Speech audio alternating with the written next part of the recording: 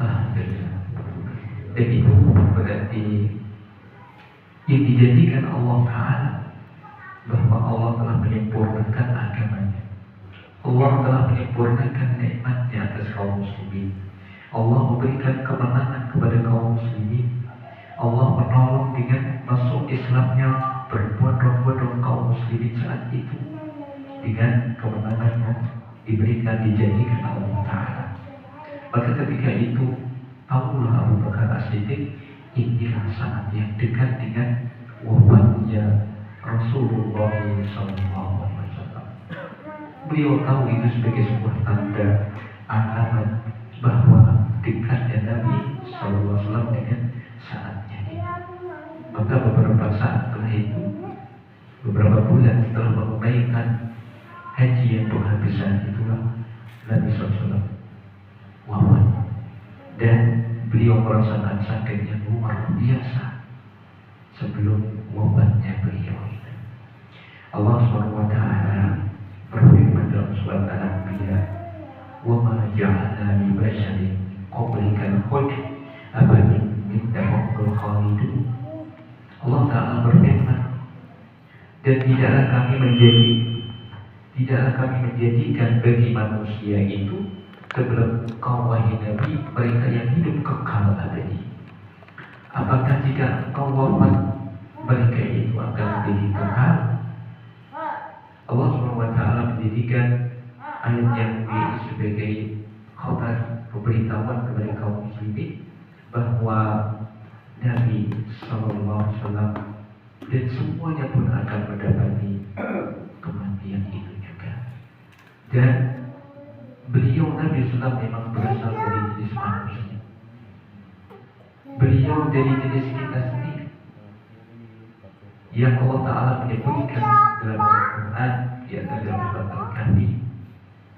Di akhir surat Al-Kahfi Allah Ta'ala menyebutkan tentang bahwa beliau adalah manusia semisal kita.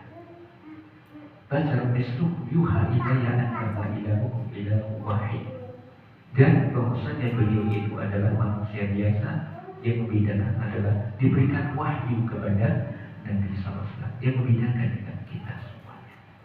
Maka saat itu tatkala beliau telah pulang dari haji wada, menyempatkan Nabi SAW mengunjungi makam syuhada Uhud yang beliau mendatangi ke sana seolah sebagai tanda perpisahan beliau.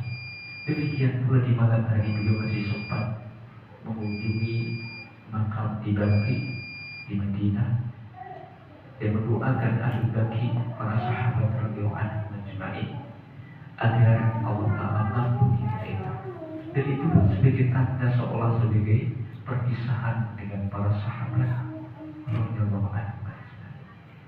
Maka itulah tatkala beberapa hari menjelang wafatnya beliau merasakan sakit yang sangat, yang itu berlipat ganda dibandingkan dengan manusia biasa. Sakit itu dirasakan Nabi SAW sejak beliau mengkonsumsi, beliau makan beberapa suap daging yang beliau dapatkan tatkala penaklukan Khaybar pada tahun yang ke-7 Hijriah, 3 tahun sebelum beliau wafat. Beliau bersama para sahabat menaklukkan Khaybar, dan ada orang Yahudi perempuan yang menghadiahkan kepada beliau paha kambing yang itu telah diberikan racun yang banyak. Diberikan racun oleh wanita tersebut tujuannya untuk membunuh Nabi SAW.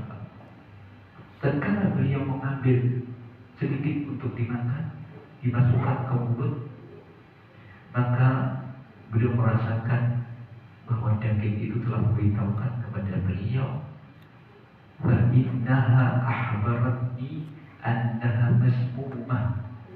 Beliau mengkabarkan bahwa daging ini beracun. Maka itu beliau melarang kepada para sahabat yang lainnya, irba'u aydiyahum fa innaha masmumah. Angkatlah tangan kalian, jangan sampai kau makan daging ini karena sungguhnya dia beracun, dia mengandung racun. Maka angkat makan aja nggak dimakan. Maka Nabi SAW telah terlanjur makan beberapa. Segera dikeluarkan pula, namun racun itu telah masuk ke tubuh Nabi SAW. Dan hikmah para ulama menyebutkan hikmah saat itu, kenapa Nabi tidak langsung merasakan efeknya. Ada sebagai bukti mukjizat bahwa Nabi SAW adalah seorang utusan Allah. Beliau masih tegar, beliau masih sehat, dan namun racun itu sudah terlanjur masuk ke tubuh beliau, walaupun telah memuntahkan apa yang beliau makan.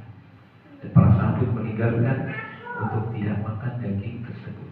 Sejak itu di tahun ke-7 Hijriah, Nabi SAW merasakan di akhir sebelum beliau wafat bahwa pengaruh dari racun itu beliau rasakan di akhir sebelum meninggalnya wafatnya Nabi SAW. Beliau kabarkan kepada Ibu Aisyah radhiyallahu anha bahwa aku merasakan pengaruh dari daging yang kumakan di Khaybar, yaitu tatkala perang Khaybar, yang daging itu berisi racun dan racun itu masih mengendap di tubuh beliau Nabi SAW. Kalau begitu Bapak dan Ibu, Nabi SAW termasuk salah seorang Nabi yang dianugerahi dengan mukjizat yang besar. Di antaranya beliau termasuk Nabi yang sakitnya sampai wafatnya termasuk terkena pengaruh dari racun itu. Alangkah tingginya derajat itu sampai ada di antara ulama yang mengatakan kalau begitu bisa dikatakan Nabi terkena pengaruh racun itu bisa syahid. Nabi kedudukannya sangat tinggi di sisi Allah, paling tinggi di sisi Allah, Sayyid Bani Adam. Masih begitu diuji dengan sakitnya yang bisa menggugurkan salah dan dosa, baru Nabi sudah diampuni. Ma taqaddama min dzambihi wa ma ta'akhkhar. Dosa yang lalu maupun yang akan datang telah diampuni Allah Ta'ala. Namun Allah masih meninggikan derajat beliau dengan diberikan ujian racun yang ada di tubuh beliau, sehingga sakitnya berlipat ganda dibandingkan manusia biasa. Bapak Ibu rahimani Allah, dari sana bersabda, Inna Allah azza wa jalla idza arada rahmata ummatin min ibadihi qabada nabiyyahu qablaha wa ja'alahu laha faratan wa salafan baina yadayha wa idza arada halakata ummatin adzabaha wa nabiyyuha hayy wa ahlakaha wa huwa yaqdur fa aqarra 'aynahu bihalakatiha qila kadzabuhu wa asru amruh. Hadis yang sahih riwayat Muslim. Nabi SAW bersabda, sesungguhnya Allah Azza wa Jalla ketika menghendaki rahmat bagi satu kaum, menghendaki kasih sayang bagi satu kaum di antara hamba-hambanya, maka Allah akan mencabut nabinya, artinya mewafatkan nabinya itu sebelumnya, yaitu sebelum wafatnya nabi tersebut, sebelum kaum tersebut, artinya nabinya didahulukan baru kaum itu. Faja'alahu laha faratan wa salafan baina yadayha. Maka hal itu menjadi simpanan kebaikan bagi nabi tersebut.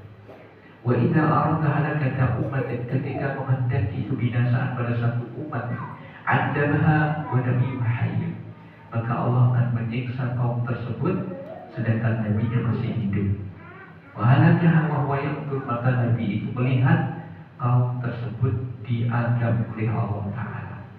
Jika menghendaki musibah, azab, nabinya masih hidup, kaumnya diazab Allah Ta'ala, seperti kaumnya Nabi Musa alaihissalam, kaumnya Nabi Lut alaihissalam, Nabi Saleh alaihissalam, dan itu semuanya para nabinya masih hidup melihat kaumnya diazab Allah Subhanahu wa Ta'ala.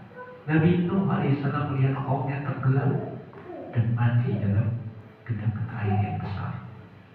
Sedangkan jika Allah menghendaki rahmat pada satu kaum, maka Allah mewafatkan nabi tersebut, tetapi kaumnya tidak disiksa, diberikan kasih sayang, rahmat, ampunan, sedangkan nabi mereka wafat di hadapan kaumnya. Ini sabda Nabi SAW, hadis yang sahih, dan itu terjadi kepada Nabi kita SAW.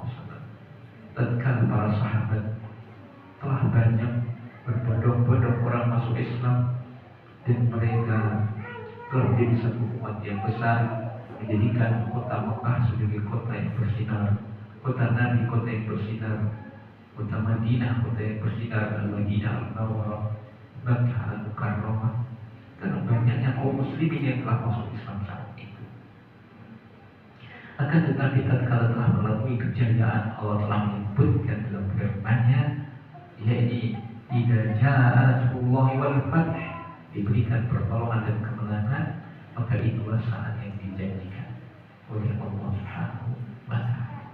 Wakala Nabi Islam beliau bersabda, Inna Allah khayyara 'abdan baina dunya wa baina ma 'inda Allah fahtara dzalika al-'abdu ma 'inda Allah wa mata Abu Bakar As-Siddiq radhiyallahu anhu. Rawahul Bukhari. Nabi SAW menyebutkan tatkala beliau sakit dan belum wafat, beliau mengatakan sesungguhnya Allah Ta'ala memberikan pilihan kepadaku. Allah memberikan pilihan kepada Rasulullah SAW antara dunia dan antara apa yang ada di sisi Allah Subhanahu wa Ta'ala. Beliau diberi pilihan, memilih dunia ataukah memilih yang ada di sisi Allah, memasukkan yang suasana itu. Maka Rasulullah SAW fahtara dalikal abdu ma'in, hamba itu memilih apa-apa yang di sisi Allah, tapi tidak menyebutkan anak, saya, tidak.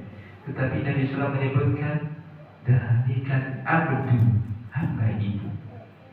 Maka Abu Bakar As-Siddiq radhiyallahu anhu, tatkala itu Abu Bakar As-Siddiq radhiyallahu anhu menangis. Beliau paham bahwa yang dimaksud oleh Rasulullah ini adalah diri beliau sendiri. Abu Bakar As-Siddiq memahami ungkapan dan firman Allah Ta'ala itu tentang wafatnya Nabi SAW, tentang wafatnya akan tiba beberapa saat terakhir.